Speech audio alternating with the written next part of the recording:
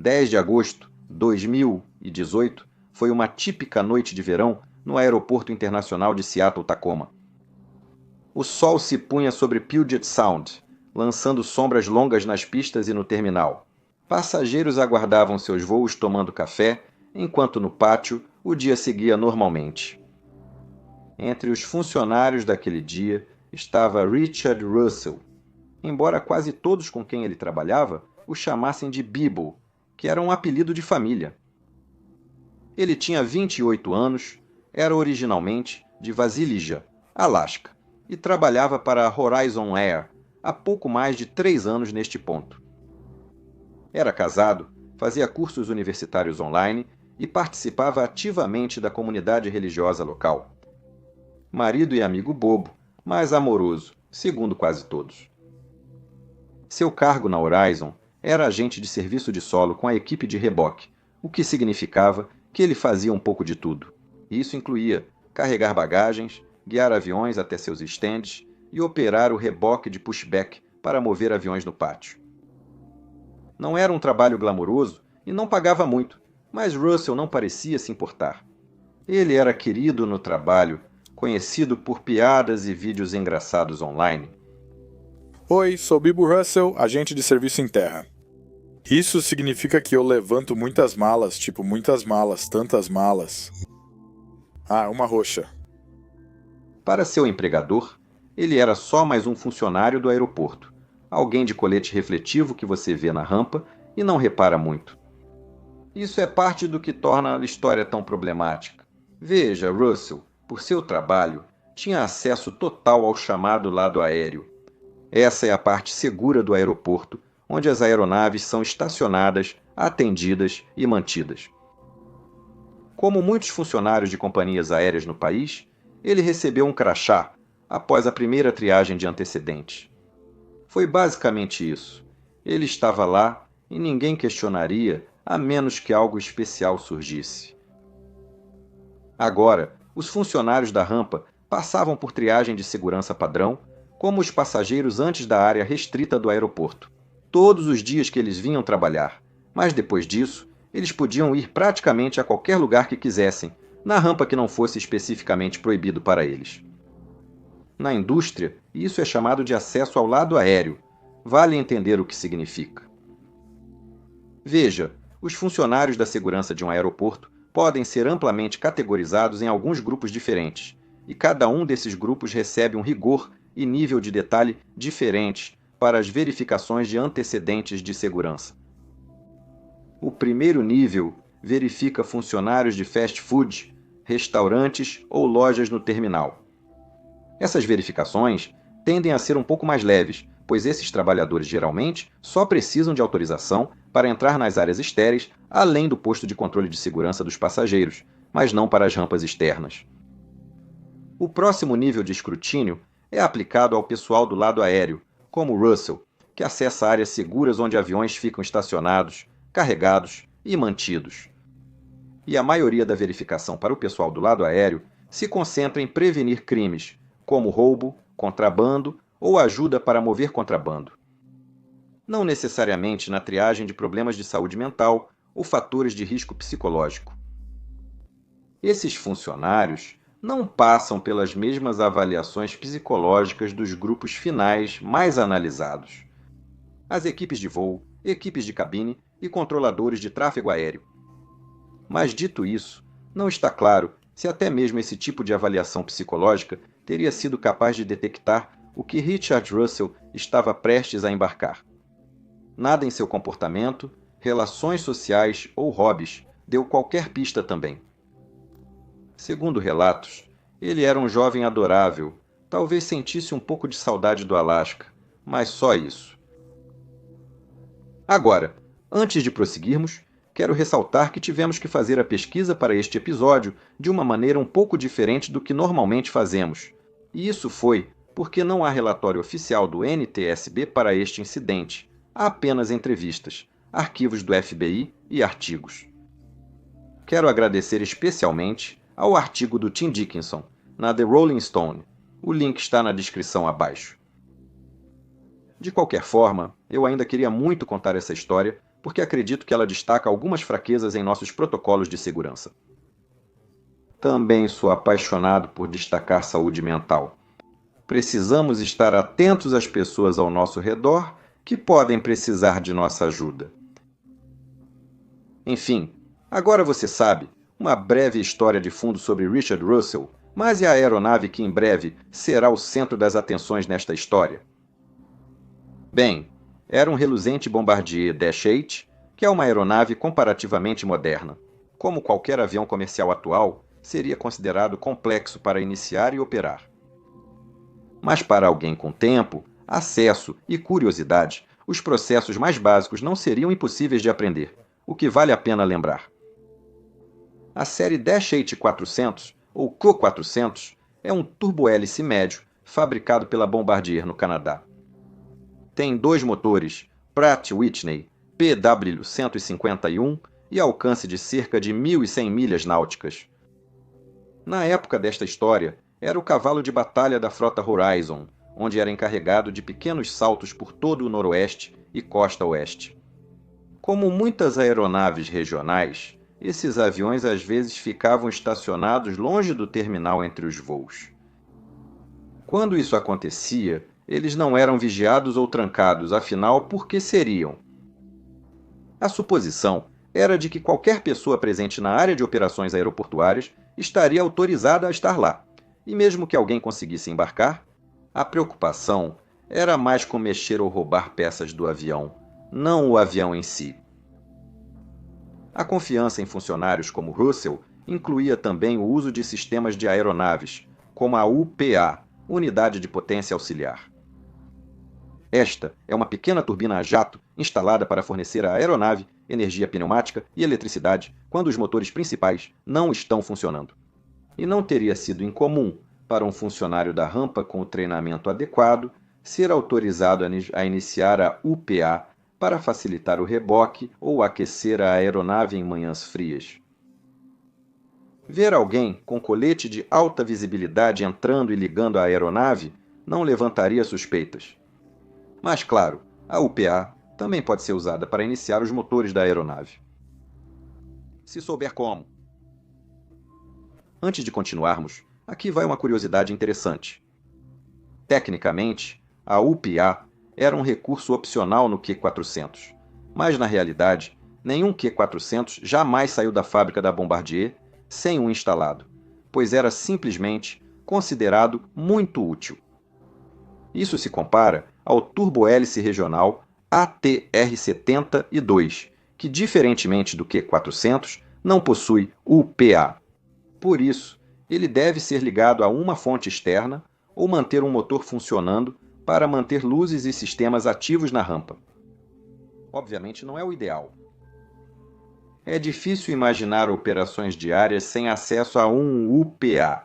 E da mesma forma, também é difícil para mim imaginar operando este canal sem o acesso ao patrocinador de hoje, NordVPN. A Nord tem ajudado a impulsionar este canal há algum tempo.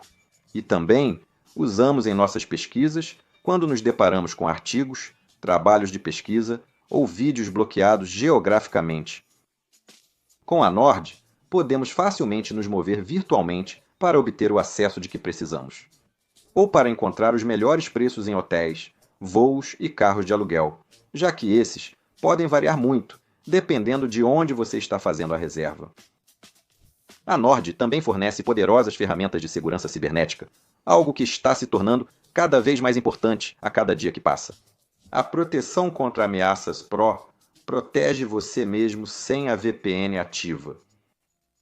Com centenas de servidores em mais de 60 países, os serviços da Nord são extremamente rápidos. Você pode usar o mesmo plano em até 10 dispositivos e proteger toda a família. Vocês ganharão 4 meses extras grátis ao usar agora mesmo. Escaneie o código QR ou acesse nordvpn.com/pilot para assinar o plano de 2 anos. Muito obrigado, Nord. Agora vamos continuar a história.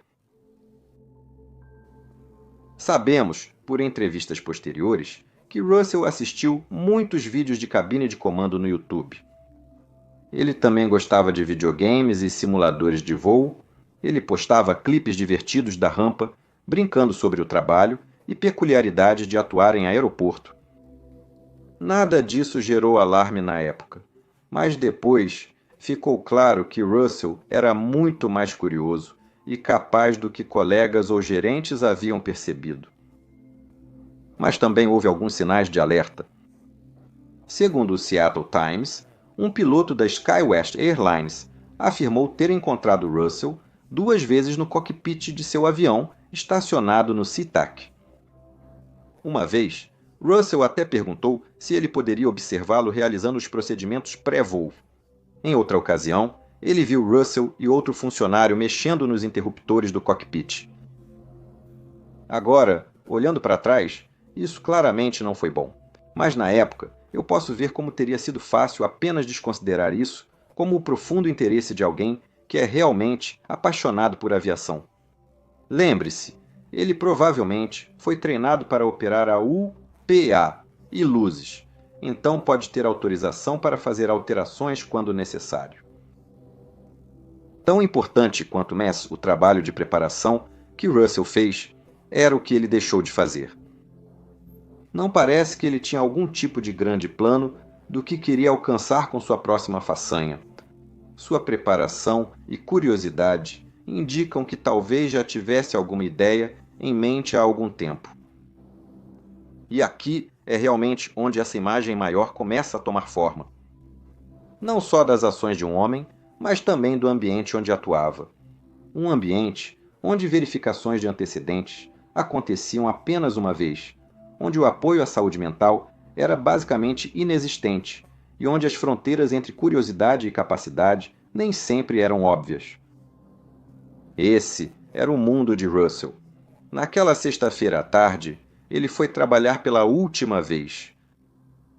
Ele registrou a entrada pouco antes das 14h30, horário local em Seattle, para um turno padrão, movendo malas, ajudando a rebocar aviões, e, em geral, mantendo a rampa funcionando sem problemas.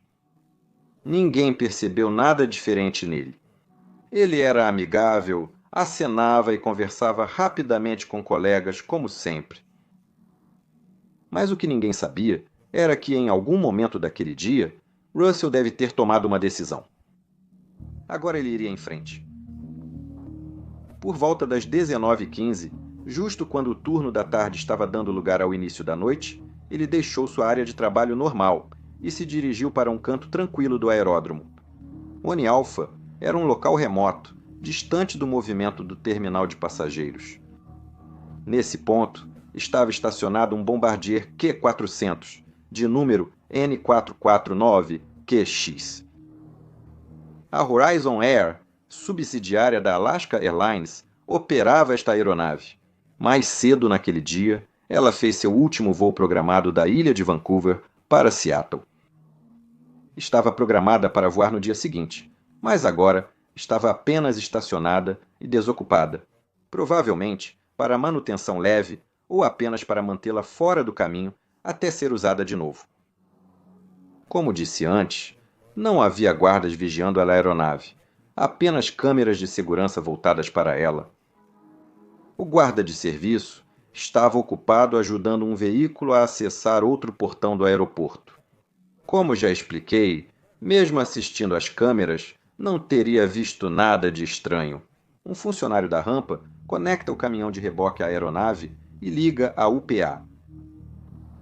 A companhia aérea pode precisar da aeronave para um voo ou manutenção.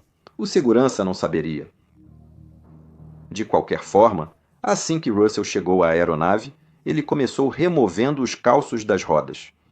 Depois, conectou o reboque à roda do nariz, abriu o avião e entrou para ligar a UPA. Ele provavelmente usou o que aprendeu em vídeos do YouTube e simuladores para configurar a aeronave, o bastante para ligar seus motores. Como eu disse antes, isso não teria sido simples, pois você precisa fazer todas as etapas em uma ordem mais ou menos correta. E entender como configurar o ar de sangria da UPA para isso. A aeronave provavelmente ainda tinha combustível do voo anterior ou já havia sido abastecida para o próximo. É difícil saber, mas é provável. Não havia tanto combustível como veremos. Agora, a razão pela qual não sabemos exatamente o que ele fez aqui, ou quanto combustível havia a bordo, é novamente porque não tivemos acesso ao relatório final ou aos registros do gravador de dados de voo. Mas acaba que isso não é tão importante de qualquer maneira. Sabemos que Richard conseguiu ligar os dois motores antes de sair novamente e usar o reboque para posicionar a aeronave em direção ao taxiway e à pista desejada. Quando ele desconectou o reboque, com os motores ligados e sem ninguém na cabine, para segurar os freios, a aeronave começou a se mover. Então ele teve que correr rapidamente para a porta L1, fechar a porta atrás dele e então se sentar na cadeira do capitão para evitar que ela se afastasse dele. Isso provavelmente teria sido a única coisa até agora. Isso teria parecido estranho pelas câmeras de vigilância. Mas, como eu disse, não havia ninguém lá olhando. Agora, nunca saberemos ao certo o que ele estava pensando naquele momento, se era um impulso puro ou parte de um plano. Mas o que é claro é que a partir daqui, suas ações foram deliberadas, e ele estava comprometido. Ele ainda podia ter parado os eventos aqui. Sim, ele provavelmente teria sido demitido, e provavelmente processado pelo que já havia feito, mas ele teria sobrevivido a isso. Mas o fato é que, às vezes, nós, humanos, temos a tendência de nos comprometer até mesmo com coisas realmente estúpidas. Isso é algo semelhante à falácia do custo afundado, onde você pensa que está muito envolvido nisso agora. Eu não posso parar. Mas, na realidade, você pode e provavelmente deveria parar. De qualquer forma, o Q-400 não é exatamente um avião amigável para iniciantes. Pilotos experientes levam meses para treinar e operar essa máquina complexa com segurança. Mas Richard aparentemente fez seu dever de casa aqui. Como eu disse, ele passou um tempo em simuladores de voo, leu manuais públicos de aeronaves e assistiu incontáveis horas de filmagens de cabine de comando online. Então, com o tempo, peça por peça, é provável que ele tenha adquirido conhecimento suficiente para colocar o avião em movimento e em uma configuração que também permitiria que ele decolasse. Agora, obviamente, ele não tinha uma licença de piloto, e pelo que os investigadores puderam descobrir, ele nunca havia feito nenhum treinamento formal de voo. Mas ele sabia o suficiente, e os sistemas a bordo não foram projetados para impedi-lo. Como falei, o Q-400, como outros aviões comerciais, não possui ignição, chave ou trava. A segurança de aviões comerciais depende totalmente de impedir que pessoas erradas se aproximem do avião, o que claramente falhou aqui. Mas quero enfatizar que, além da intenção do Russell aqui, o sistema subjacente funcionou conforme o esperado. Apenas falhou em perceber que uma ameaça interna poderia se manifestar desta maneira. Semelhante às ações do primeiro oficial do voo, da Germanwings 9525, que nunca haviam sido consideradas uma possibilidade até acontecer 3 anos antes disso. Enquanto tudo isso ocorria, nenhum colega notou inicialmente o desaparecimento de Russell. E isso não foi um descuido. Provavelmente era comum na época. Trabalhadores de rampa como Russell atuavam quase sem supervisão. E eu realmente trabalhei na rampa na mesma função em minha casa na Suécia. Posso afirmar que, se você estiver presente na hora de trabalhar, como ao carregar ou descarregar, está tudo certo. Ninguém se importaria muito com o que, você sabe, eu estava fazendo. De qualquer forma, naquele momento, a N449QX começou a se mover para a pista de repente. A princípio, não levantou nenhum alarme. O avião rolou lentamente de seu suporte, taxiando pelo pátio enquanto se reposicionava para manutenção ou realocação. E esses tipos de movimentos no solo são comuns em grandes aeroportos, mesmo que assim que ele entre na área de manobra, como o pátio ativo, pistas de taxiamento e definitivamente a pista, ele precisaria de autorização do controle de tráfego aéreo. Fora dessa área, e a certa distância, provavelmente pareceria algo rotineiro para quem estava na torre. Talvez a aeronave estivesse aquecendo ou precisasse ir para a manutenção. De qualquer forma, deveria ter pedido para iniciar. E quem sabe, talvez alguém simplesmente tenha esquecido disso. Logo, os controladores notaram que algo estava errado. Esta aeronave não estava respondendo a nenhuma chamada de rádio, não havia apresentado um plano de voo, não havia solicitado o recuo e a partida, e não havia coordenado nada com a despachante.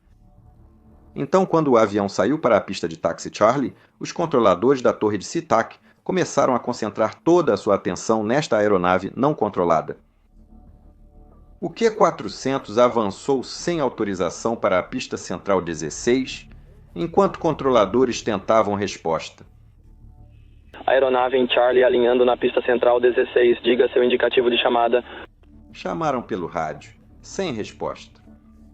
O controlador repetiu a pergunta, mas o Q-400 continuou em silêncio durante o taxiamento. Alguns segundos se passaram e o tom do controlador mudou, quase gritando quando ele chamou. Qual aeronave está na pista central 16? E neste ponto, eles provavelmente aceitaram que algo definitivamente não estava certo aqui, mas não estava claro como eles iriam parar isso. Uma vez que a N449Q-X começou a taxiar sozinho, seria muito perigoso se aproximar dele. O Q-400 tem duas hélices de 6 pás, cada uma com 3 metros de diâmetro. Mesmo em marcha lenta, essas lâminas giram a cerca de 1000 rotações por minuto. Então, não dá para se aproximar delas. Eu acho que se, em teoria, algum tipo de veículo poderia ter sido usado para bloquear seu caminho se alguém tivesse sido rápido o suficiente para pensar nisso. Mas, considerando que eles não sabiam a intenção da pessoa no cockpit, isso também teria sido extremamente perigoso. O que tudo isso significava era que, uma vez que Russell estava em movimento, simplesmente não havia uma boa maneira de pará-lo, pois ele agora começava a alinhar sua aeronave na pista central 16, a pista central de partida do SeaTac. Nesse momento, um piloto da Alaska Airlines, aguardando na pista, entrou na frequência para relatar o que via. As rodas dele estão fumegando à esquerda e à direita como estão agora, enquanto ele está rolando pela pista. Ele voou da área de carga em frente à Delta e só há um piloto lá dentro. O controlador de torre apenas confirmou o óbvio. E nem estou conseguindo falar com ele. Incrivelmente, Russell não só ligou e taxiou o bimotor turbohélice, como também configurou os flaps, ajustou o compensador, alinhou a hélice e decolou com segurança, tudo sem treinamento adequado. Agora, a razão pela qual as rodas estavam fumegando provavelmente se deve a forças laterais, enquanto ele tentava manter a aeronave estável na linha central, sem saber o que estava fazendo. Às 19h33, o Q-400 roubado decolou para o céu noturno, seguindo inicialmente rumo ao Monte Rainier, grande vulcão a sudeste de Seattle, visível ao pôr do sol. Pela primeira vez, desde o 11 de setembro, um avião de passageiros nos Estados Unidos estava sob controle de alguém não autorizado. Isso depois de ter sido roubado de um dos aeroportos mais movimentados dos Estados Unidos. Um cenário anteriormente inimaginável. Normalmente, o espaço aéreo usado pelas aeronaves é um ambiente altamente coreografado. Cada aeronave voa de acordo com um plano de voo, se comunica com o controle de tráfego aéreo e segue instruções claras para evitar conflitos. Mas quando alguém entra nesse sistema, sem aviso, sem plano e sem seguir procedimentos, tudo rapidamente começa a se desmoronar. Os controladores de tráfego aéreo são treinados para gerenciar o tráfego dentro de uma estrutura previsível, não para lidar com aeronaves rebeldes agindo sem coordenação. Então, até mesmo algo tão básico quanto a separação de avião para avião se torna um pesadelo, já que você não pode planejar em torno de alguém que não está seguindo as mesmas regras. De volta ao solo, os pilotos da Alaska Airlines agora se manifestaram. Torre, ligue e se organize já. O que ele quis dizer aqui foi acionar os caças da Força Aérea dos Estados Unidos. A torre respondeu de forma clara e breve. Sim, já estamos. Controladores de tráfego aéreo acionaram protocolos de emergência. Segundos após o Q-400 sair da pista, o CTA em SeaTac fez contato por rádio. Aguardem comigo um segundo antes de decolar. Em seguida, a FAA e o centro de Seattle ordenaram paralisação total na região. E todos os aviões no ar foram ordenados a entrar em padrões de espera. Mas levou alguns minutos até o CTA de SeaTac decidir que era hora de escalar ainda mais. O atraso deveu-se à prioridade dada à proteção do restante do tráfego local. E também, talvez, porque eles não tinham certeza sobre o que estava realmente acontecendo. Quase ninguém considera a aeronave roubada como primeira explicação. De qualquer forma, uma vez que decidiram escalar, a primeira ação deles foi chamar o Comando de Defesa Aérea da América do Norte, ou NORAD. Hoje, muitos conhecem o NORAD por filmes como Jogos de Guerra, mas eles realmente monitoram todas as ameaças ao espaço aéreo na América do Norte, não apenas para ataques de mísseis. Isso se tornou especialmente verdadeiro nos dias após o 11 de setembro, quando a ameaça de sequestro e o uso de aeronaves como armas se mostrou muito, muito real. Mas ativá-los também representava um pequeno risco aqui. Se fosse uma falha estranha no rádio ou um mal-entendido, enviar caças para interceptar o avião seria um risco extra. Ligar para o controle do setor oeste do NORAD e informar sobre um avião sequestrado não era algo para se brincar. As primeiras informações ao NORAD indicavam apenas que um avião decolou sem autorização. E isso é algo que acontece de vez em quando, devido a erros de comunicação, e, portanto, nem sempre é levado tão a sério. Então, isso significava que inicialmente não houve reações diretas à chamada, além de ordenar que os pilotos de caça se preparassem, basicamente, para ficarem prontos. Mas os caças não foram enviados imediatamente, e isso foi algo que mais tarde seria altamente criticado. 10 minutos após a decolagem, os controladores conseguiram falar com Russell na frequência de partida. Sua primeira declaração no rádio foi esclarecedora. Russell respondeu a uma pergunta não gravada nas fitas do CTA. Cara, eu sou um agente de serviço de solo. Eu não sei o que é isso. Acho que consigo ligar e operar por algumas horas, mas realmente não saberia pousar. Eu realmente não estava planejando pousá-lo. Agora, o NORAD foi informado sobre essa situação cerca de 7 minutos após a decolagem. Então eles estavam agora rastreando o voo e discutindo o que fazer a respeito. E em resposta a este primeiro contato via rádio, os controladores agora ligaram novamente para o NORAD, com uma atualização. O piloto parecia suicida.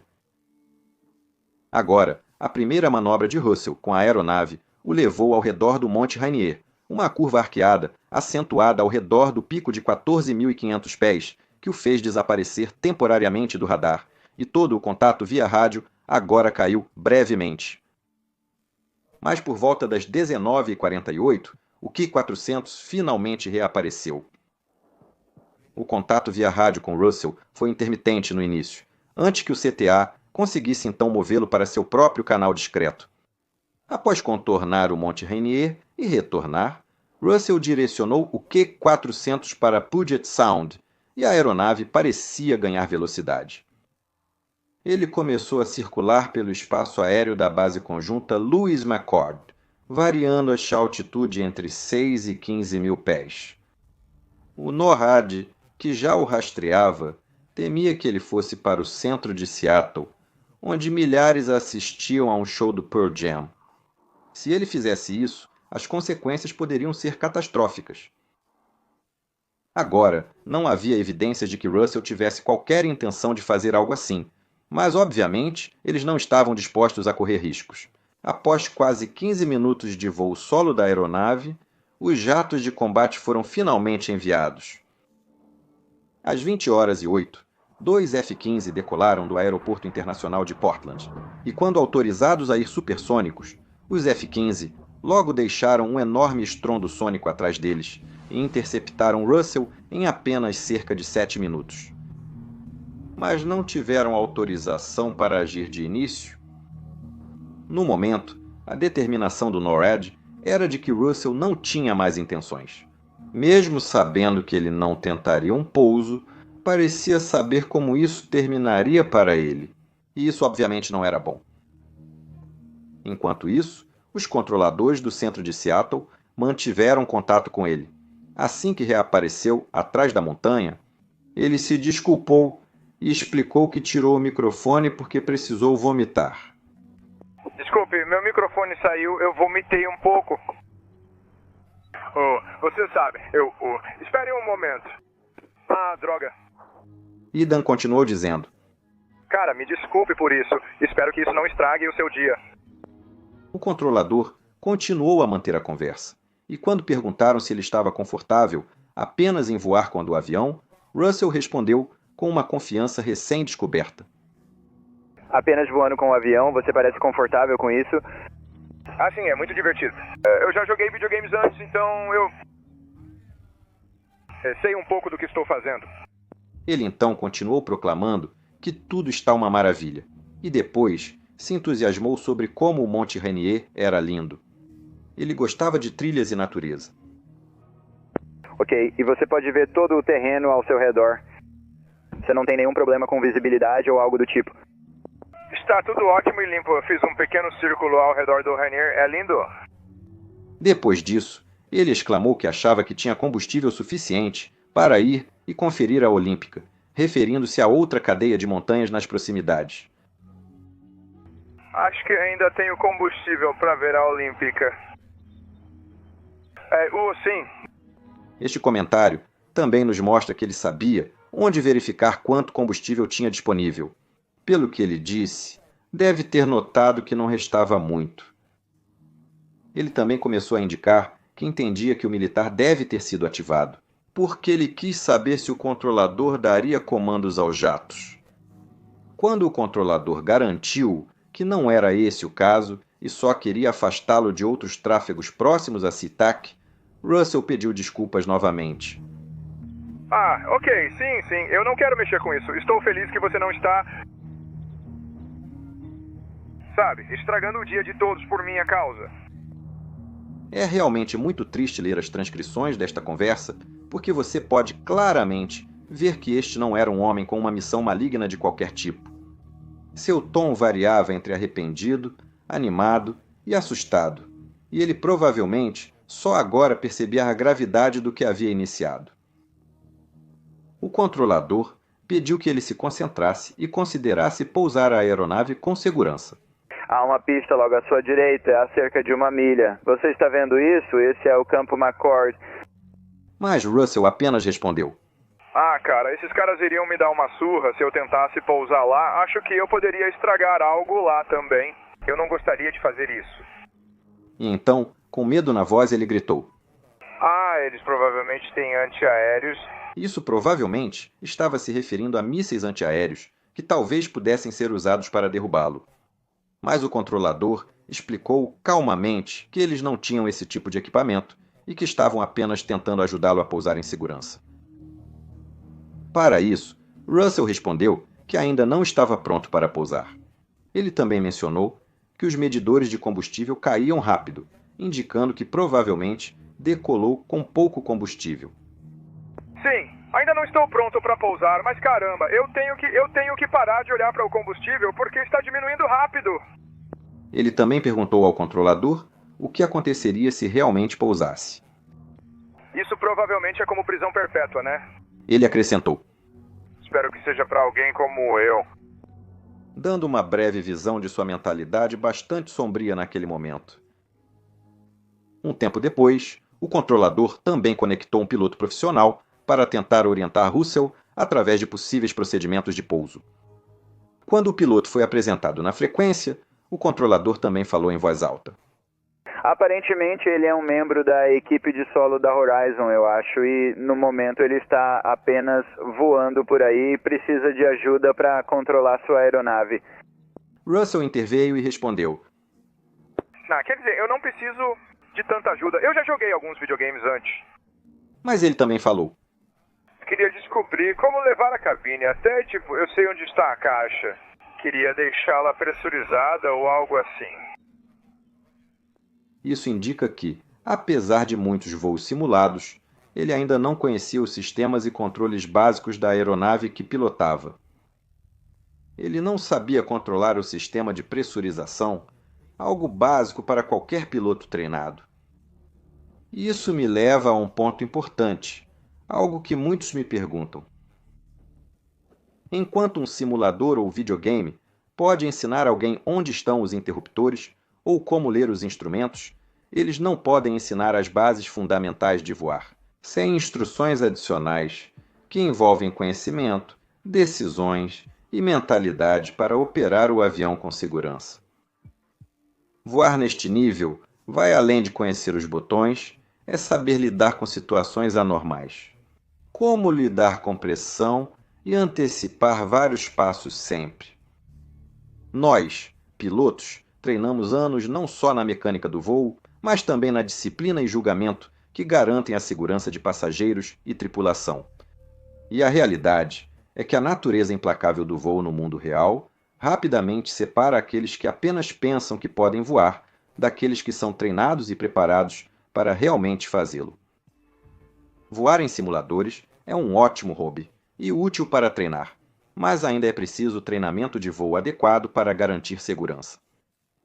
Na verdade, tentei instruir um amigo meu, Tom Scott, sobre como pousar o Boeing 737, com e sem piloto automático, usando um rádio portátil.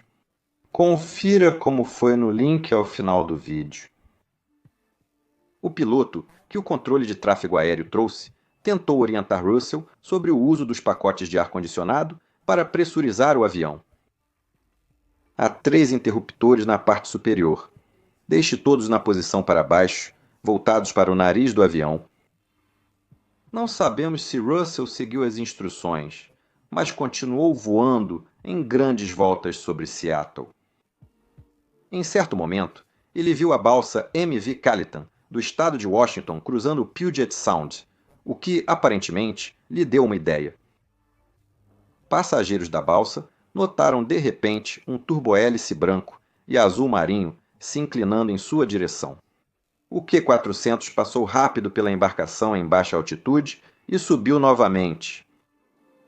Alguns a bordo temiam que ele atacasse a balsa, mas não fez isso. Ele manteve distância, e esse foi o momento em que Russell quase machucou alguém no solo. Após sobrevoar o MV Calitan, Russell fez seu Q-400 subir novamente. Uma cena assustadora. Um grande avião comercial voava de forma errática, mas ainda parecia controlado. É um Alaska Airlines Q-400. O que diabos ele está fazendo aqui? Não sei, ele nunca deveria estar tão baixo aqui. Não. Os 2 F-15, acionados, seguiam de perto a aeronave, armados com canhão e mísseis. E eles estavam prontos para tomar qualquer ação considerada necessária para proteger as pessoas no solo.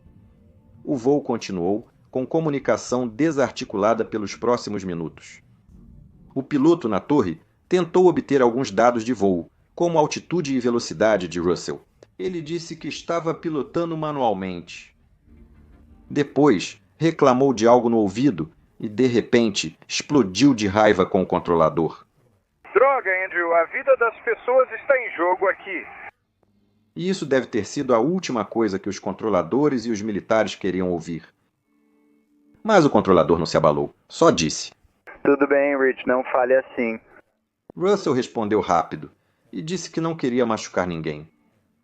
Não, eu não quero machucar ninguém. Então ele brincou. Só quero que você sussurre coisas doces pra mim. Depois, a conversa ficou mais leve quando Russell perguntou ao controlador se a Alaska Airlines lhe daria um emprego como piloto se conseguisse fazer aquilo. Ei, se eu pousar isso bem, a Alaska me contrata como piloto? Sabe, eu acho que eles te dariam um emprego fazendo qualquer coisa se você conseguisse fazer isso. Ah, claro. Agora, tanto o controlador quanto o piloto tentaram fazer com que Russell considerasse pousar na água, um pouso forçado. Russell respondeu apenas que queria as coordenadas de uma orca que apareceu nas notícias carregando seu filhote morto em luto. E Russell agora realmente queria ver isso. Novamente, isso apenas mostrou que isso estava longe de ser algo planejado. Ele parecia estar inventando coisas à medida que surgiam. Sua voz no rádio agora também começou a mudar. E parecia que sua confiança, que nunca tinha sido tão profunda para começar, agora finalmente começou a rachar.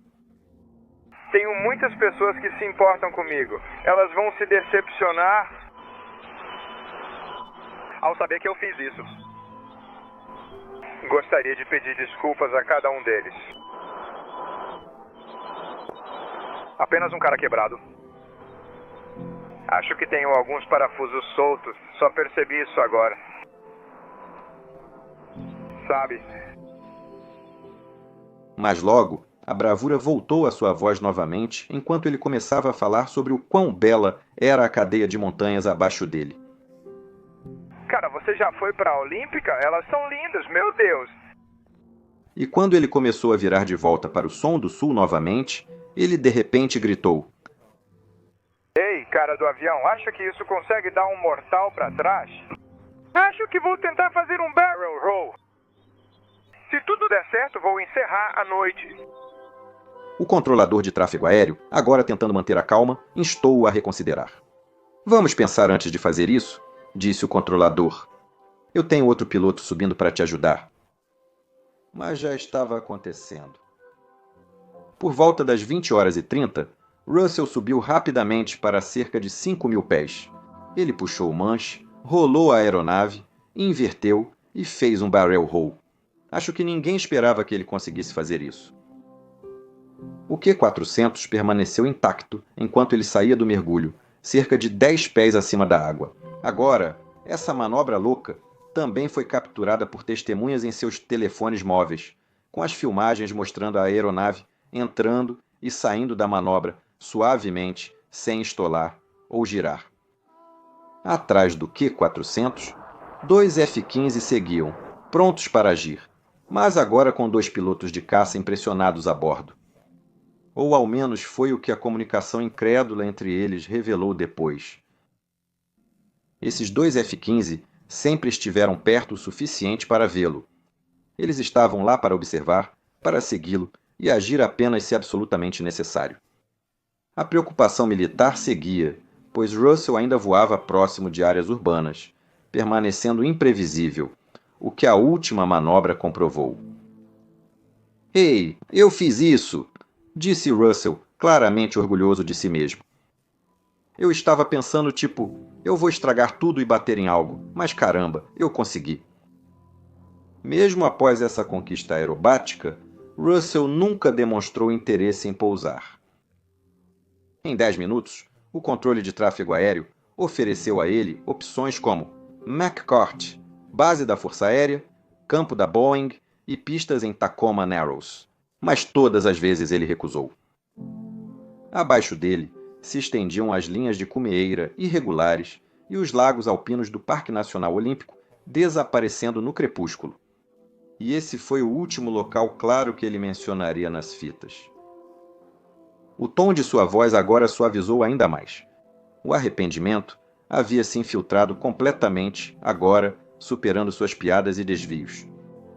O controlador tentou se conectar com Russell de forma humana, interagindo um pouco. Quando Russell perguntou sobre caminhar pelas montanhas olímpicas que eram visíveis através do seu para-brisa. Mas a última mensagem registrada de Russell foi algo enigmático. Acho que uma das minhas instâncias está saindo. E isso poderia possivelmente indicar que ele finalmente ficou sem combustível. Por volta dessa hora, o avião virou novamente, voltando para o sul, depois para o oeste novamente, e não haveria mais chamadas de rádio depois disso. Finalmente, às 20h46, após quase 75 minutos no ar, o Q-400 caiu rapidamente em uma área arborizada da ilha Keatron, no sul de Puget Sound. Ninguém no solo ficou ferido, mas a aeronave foi imediatamente destruída, e Richard Russell foi morto instantaneamente.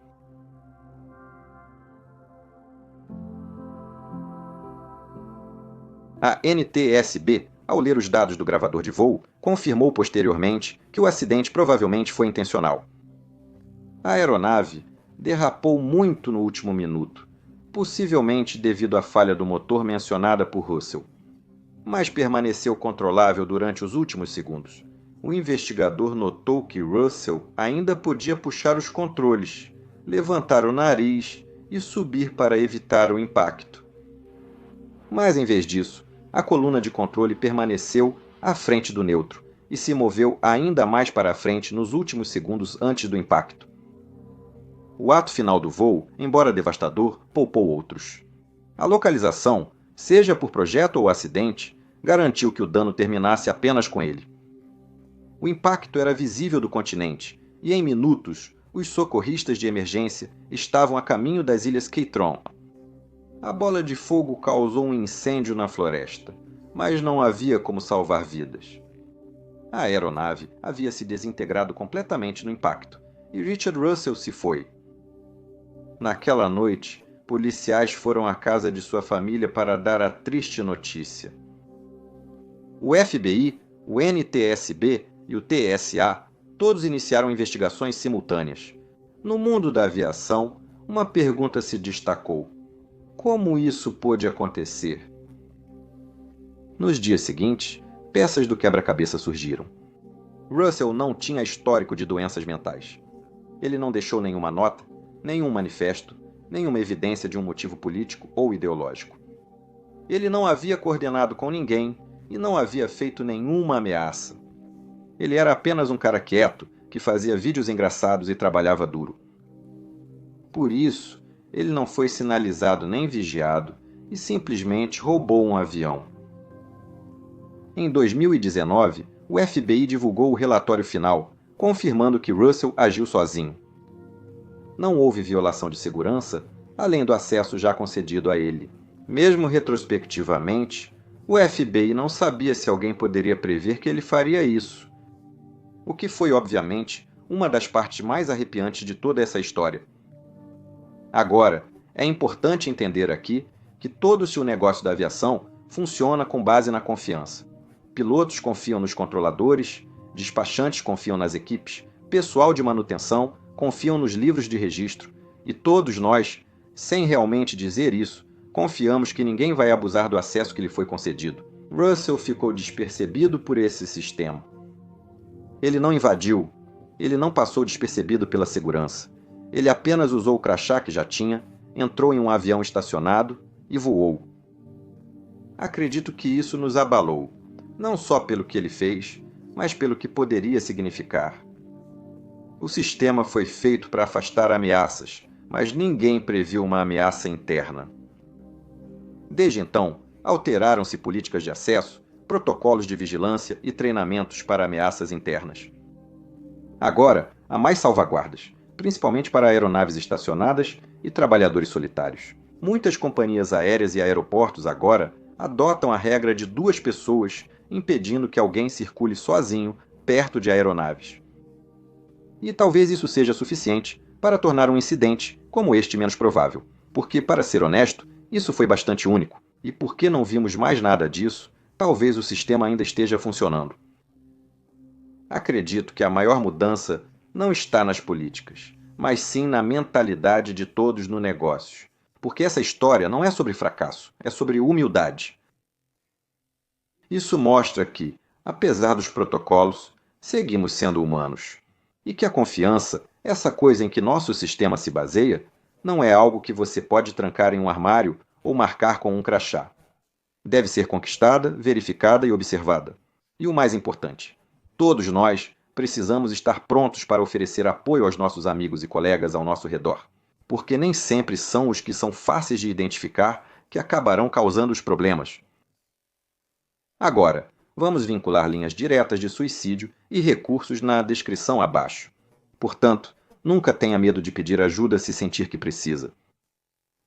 Quero enviar um agradecimento especial ao meu roteirista, Ari, por este episódio, porque sei que foi difícil para você escrever.